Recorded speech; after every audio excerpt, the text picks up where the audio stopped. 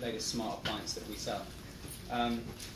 But thinking about it, how many people here have had a bad experience with advertising?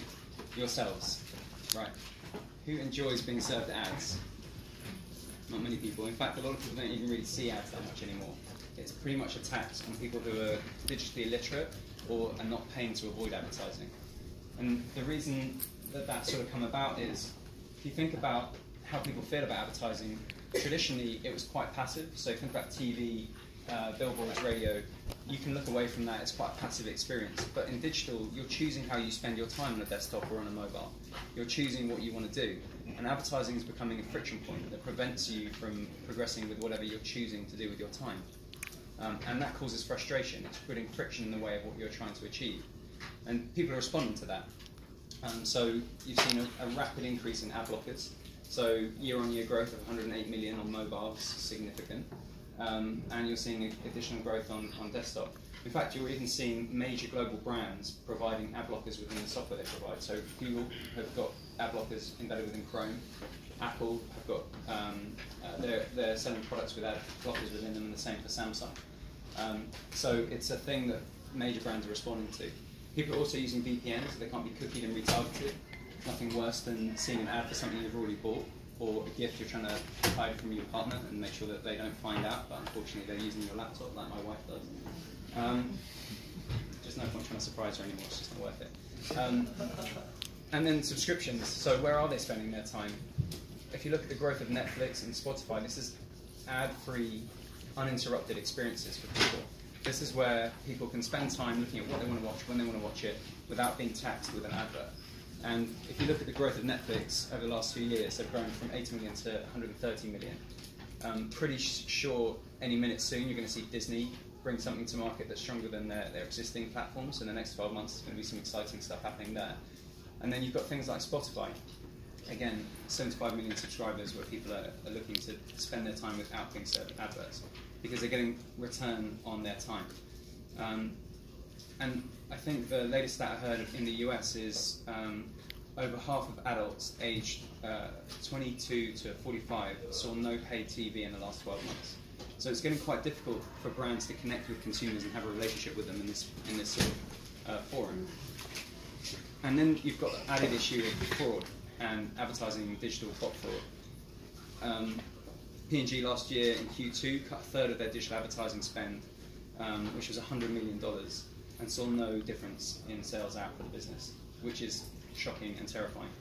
And I have a friend at the FT who told me that they ran a survey of servers that were claiming to serve ads on their platform. They found that there were 15 claiming to serve ads that were video, when they don't serve a video format on their platform, or they didn't at the time. And there were 300 false media exchanges that claimed to sell ads on their platform that didn't actually serve ads on their platform. So from a brand's perspective, it's time to stop thinking about throwing good money after bad and work out how can you have a relationship with consumers. And that's where voice can start to play a role. Now, it's not the only solution, and I definitely don't have all the answers, but we've started to experiment in this space with some pretty major brands, and we're starting to make some ground that's pretty interesting. The first thing to start to think about when you're in voice is advertising is a role where you have something you think is interesting to say about your brand or your product, some sort of USP you think is going to resonate with the audience, and you then serve that at them, and you buy their attention and you serve them the ad. In voice and messaging for that matter, or any bot-based experience, people can choose whether they want to interact with you or not. You can't spam them with stuff you think is interesting about you. You have to create something that's useful for them. So you can't talk at them, you've got to talk with people. So why now should you be thinking about voice? And I know some of you will be looking at this from a B2B perspective.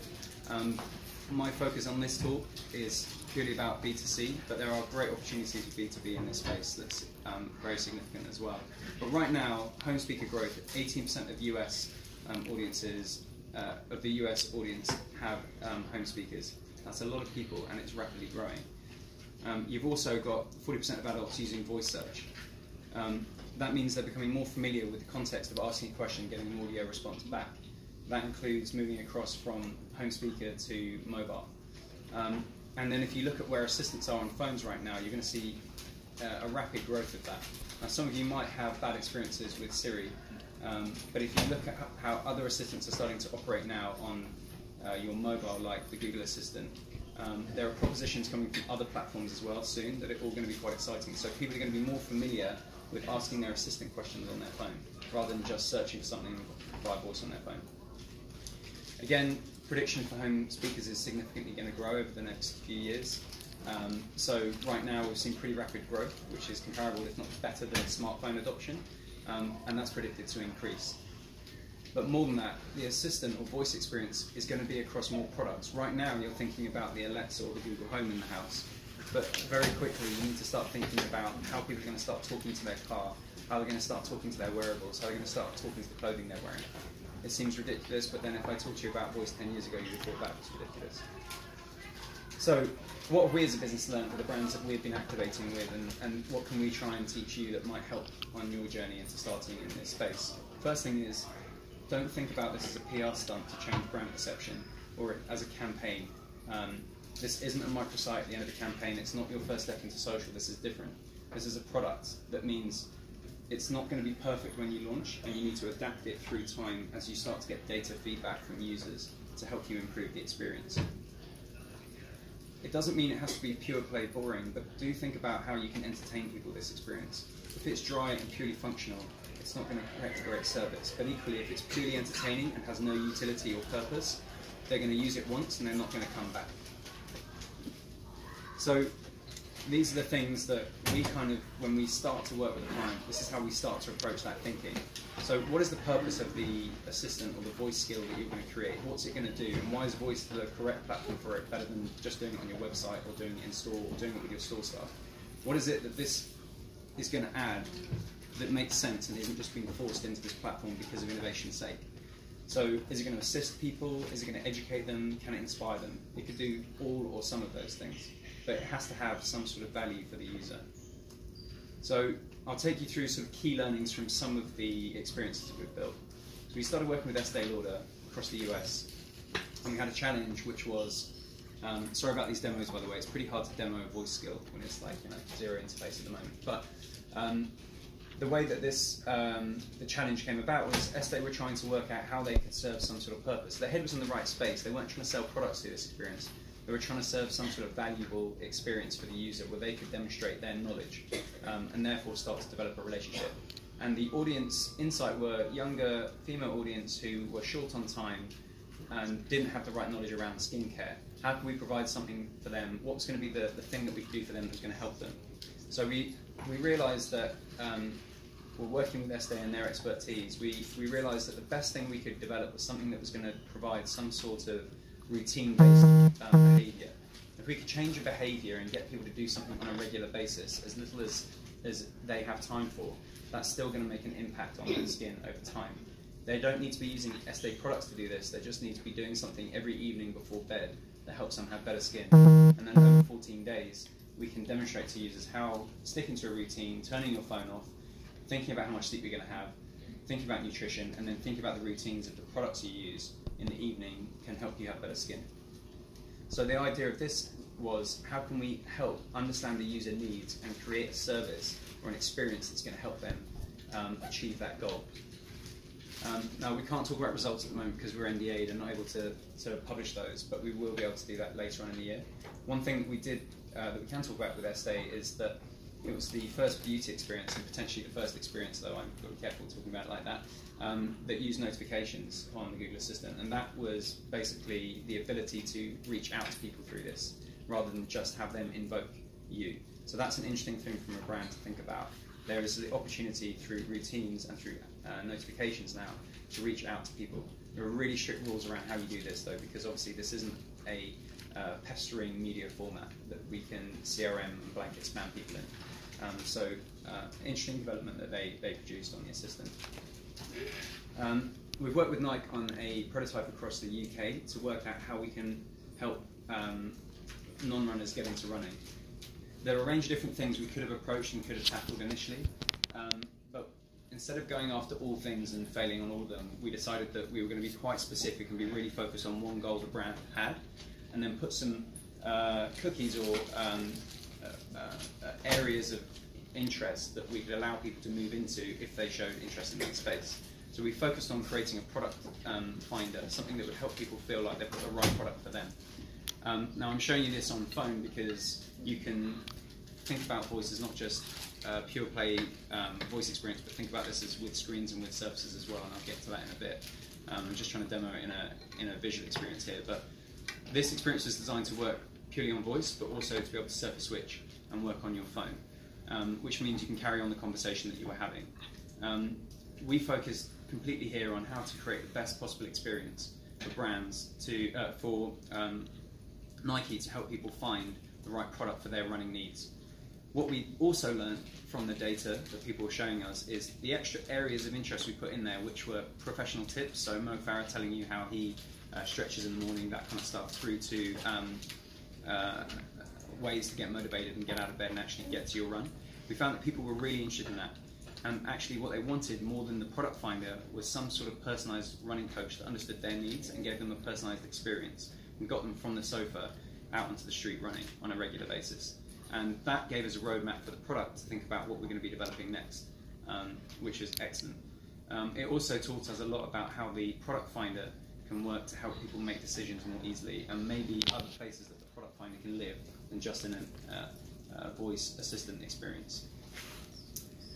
Another example I want to talk through is HBO. So we worked with HBO on Westworld. We created a web-based assistant. So this started as a text experience rather than voice. The logic here was, unlike Netflix, HBO were deploying episodes of Westworld weekly. But how could we do something that was enriching and engaging for the fan base to feel closer to the storyline, to find out more behind the scenes, more about characters? So we created an AI character, which is very fitting with the show, called Aiden.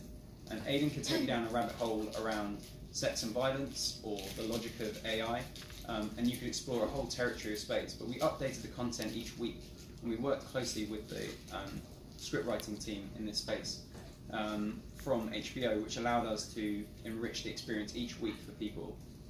Initially, we had millions of people that were very focused on like the first phase.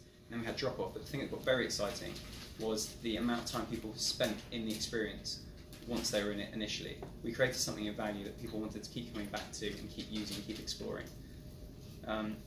We then put that and switched that into a voice experience. So you could then start to talk to Aiden through your home speaker.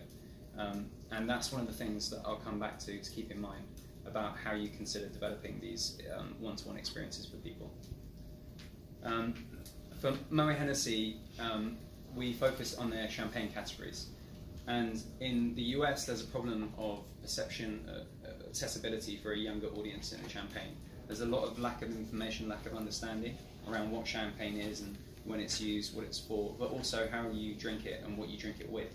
So this was a Alexa-based skill action initially that we created. We developed this focusing on how to provide educational information, but we quickly realized what people wanted wasn't things that we knew about champagne that we wanted to tell people. It was things around how to drink champagne and what to drink it with. So we created a food pairing component for this. So using the data and the feedback that we were seeing in the experience and dead ends that people were not getting answers to, we were then informed about what we should build next, and then allow people to work out, based on the champagne we know they have, what food is appropriate with it, or vice versa, what they're planning on eating, and therefore what champagne would go well with that. So best practice from us, and the best way to think about things is focus on intent. The domain that you're setting out is really important to establish at the beginning for people, so they understand what this voice experience or assistant is going to provide for them. You need people to understand as they enter this experience what they're going to get and what they're not going to get. Also think about listening. Don't think of this as a marketing platform that you're going to be able to push your message out about your latest products. You need to be providing something of value to people. Let them lead the conversation. Once they understand the domain and what you're going to provide for them in that space in terms of a utility or an entertainment experience, let them drive that conversation. And then something that was really interesting we did with Google and with Estee Lauder was a survey into what people felt about the relationship they had with a voice experience or an assistant. And we found that 64% of people preferred to have some sort of human characteristics and a human-like name for a branded experience than a pure play brand name, which was interesting. Because although we, as people, like to anthropomorphize things, so the weather's evil or that kind of stuff, we also do that with voice assistants. But it's important not to pretend that these things are humans. There are moments where I've seen certain experiences where people get really frustrated because they're not getting human-like response from a bot-based activation. By making clear at the beginning what the domain is, by creating a nice conversational interface that allows people to explore, but by also giving it human characteristics and traits and personality, yet making clear that they can't ask, if you're a running coach, they can't ask and expect to get an answer back about what Kim Kardashian did last week. These are the kind of things you need to be thinking about when you're designing and developing these experiences. The other thing that is a big takeout that we're learning at this point is where your voice assistant should live in the consumer journey. So really, obviously there are loads of millions of different ways of talking about the shopper journey. But and I've completely ripped off Scott Galloway at L2, by the way, so if you don't know him, look at his stuff because it's brilliant. But if you look at the journey of pre-purchase, post-purchase, point of purchase and post-purchase, all our money right now from trying to sell people stuff is in the pre-purchase phase. And predominantly that's where brands come and talk to us and go, can you build us a voice experience? And when we ask why, what's it going to do for the user? Generally the answer back is, well, we want to change brand perception, it's kind of a PR thing. The people that have voice speakers or are using assistants are pretty smart, and they're going to see straight through a PR stunt. You need to be creating something that they're actually going to use. And additionally, discovery is very difficult within voice right now.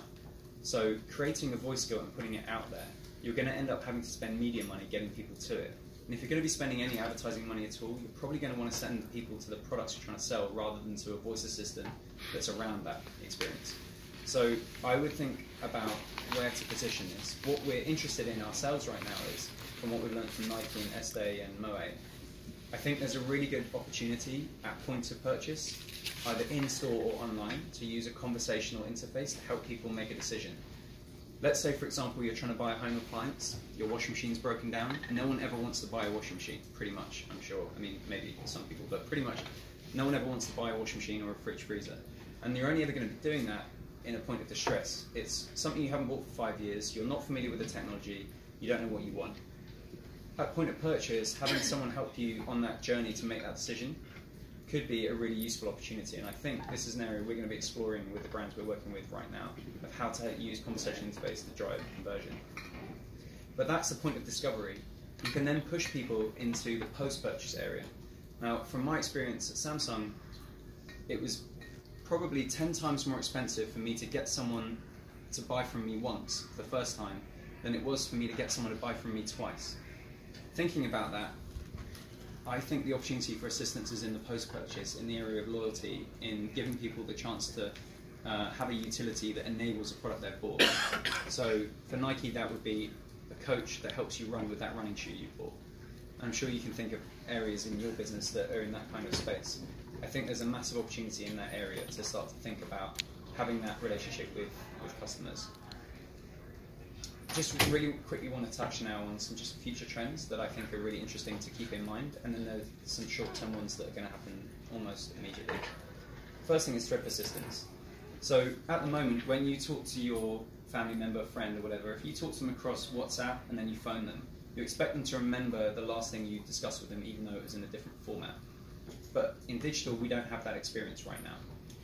Nike doesn't remember me if I go to .com and then I use the running app, unless I'm signed in, and even then it doesn't give me the experience I need. You're going to start to see that change, because as a user, I expect that I should be able to talk to a brand that I like through my Alexa, but then maybe on my commute, I want to talk to it through Facebook Messenger or a web app. And then when I'm in store, I want it to remember me when I'm there, and know what I've bought before, what size I'm in, and what's relevant to me. You're going to start to see that becoming more and more available through these experiences we're creating. Voice is one component of that, but really the way we think about it is voice is a part of your one-to-one relationship journey with a customer that will be across multiple digital touchpoints. And we build and design products that think like that. So start to think about the different touchpoints consumers have with your brand and how you can have that one-to-one relationship and give them that increasingly more personalized and customized experience each time they interact with you. The next thing is data-driven creativity. So think about the data that you're going to get from the users you're interacting with. Right now, through web experiences and CRM, you're basically getting click-through and open rates and conversion funnel metrics. What you're not getting is what people think, feel, and do around your product. Voice and messaging experiences create the opportunity to do that. So with this team that we work with HBO, the thing that was super interesting was the team that we were getting the data back from each week. The team at HBO were able to see the characters and storylines people found interesting, and they could see how that could inform the development of the second series that they were creating. Now, if you're a healthcare brand or if you're a product company that currently don't have that kind of data without doing big surveys, what you want to be looking at doing is becoming a tech business. And I feel this is the first opportunity at how to become a tech business. And by that I mean getting information and getting that back into the business as quick as possible. Information about pricing, distribution, supply chain. That can all be in this one-to-one scalable relationship you have with consumers. There's no accident that the biggest companies in the world right now by market cap are all tech companies, and all of them improve the experience for the user every time the user interfaces with them. Google, Netflix, all those companies are improving the experience each time you access and use that product. As a product business or a service business, you can start to behave in this space too and start to take that data and feed it back into your company. I think another really interesting space that you're going to start to see within the next sort of 12 to 18 months is going to be bridging that gap between digital and physical. So let's say Nike knows me, let's say I'm using the running assistant and it knows I'm training for a 5K race. It knows how I'm doing my training program. Quite soon, you're going to be able to go into store and turn your camera on and look at a product. Computer vision is going to recognize that shoe and work out if it fits with your routine or not, and use augmented reality to tell you about contextual information about you relating to that product and that product relating to you. If it's in stock, if it's in your size, if it fits with your training program, do you want it sent to your house or do you want to collect it? This is the kind of information that seems far off or like an app that you need to download, but you're going to start to see the major platforms from Amazon to Google to Facebook bringing out AR within these apps that are already on people's phones. So it's going to become much more accessible. But short term, these are things, if you're moving into voice, that I would consider. So right now, people think of voice as a zero interface experience. You're going to start to see screens coming from Amazon and Google. At Google I/O, they announced a partnership with multiple different manufacturers that are going to be bringing out screens in full. And Amazon are doing exactly the same. You're already seeing the show growth from the last Amazon Prime Day that they ran. It was their biggest event ever for display-based assistant screen products. So you're going to see screens everywhere. And think about how TV can play a role with voice assistants as well. Search intent.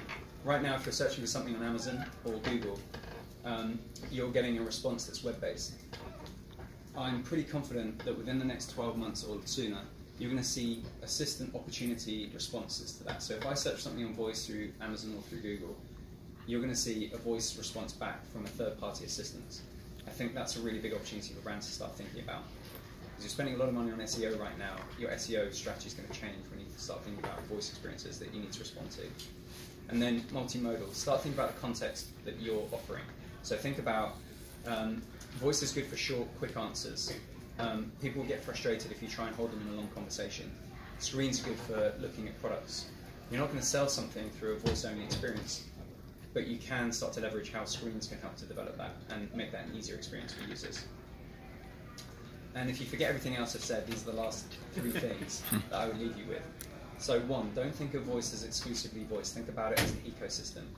Think about how it plays part of that one-to-one relationship with your consumer across all touch points. You can embed these voice assistants or text-based assistants into apps, across the speakers, across the TV, across the web. Don't think about it in pre-purchase advertising. Think about it serving a purchase-driving experience or a post-purchase utility. But most important thing of all, make sure you make something of value for users. And you can't do that by thinking it up in your own head and then deploying it. You need to test and learn and iterate as you develop it and think like a product. That's it from me. And if you've got any questions or you want to talk to me afterwards or email me, that's my email address.